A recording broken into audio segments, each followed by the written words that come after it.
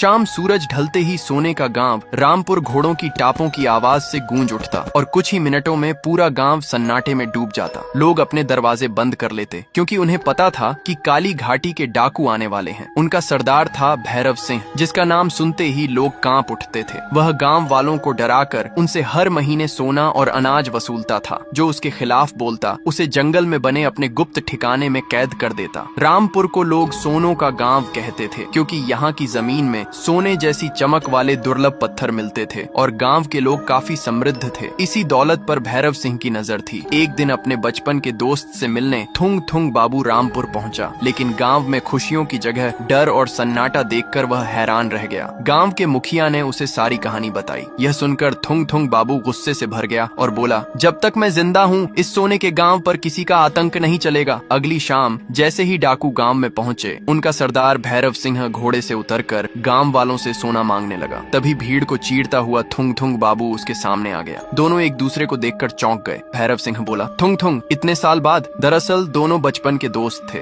कभी साथ खेलते थे, लेकिन सालों पहले एक झूठे आरोप में भैरव सिंह को गांव से निकाल दिया गया था। जंगल में भटकते भटकते वह खतरनाक डाकू बन गया और अब उसी सोनों के गांव रामपुर से बदला ले रहा था। थुंग थुंग बाबू बोला, गांव वालों ने गलती की होगी, लेकिन निर्दोष लोगों को सजा देना सही नहीं है। भैरव सिंह हंसते हुए बोला, अब बहुत देर हो चुकी है। इस सोने के गांव का हर इंसान मेरे डर में जिएगा। यह सुनकर थुंग थुंग बाबू ने अकेले ही डाकुओं को चुनौती दे दी, लेकिन उसे नहीं पता था कि भैरव सिंह के पास एक ऐसा खतरनाक राज्य छिपा है जिसे जानने के बाद पूरे गांव की दुनिया बदलने वाली थी। आखिर भैरव सिंह का वह राज्य क्या था और क्या थुंग थुंग बाबू सोने के गांव रामपुर को बचा पाएगा?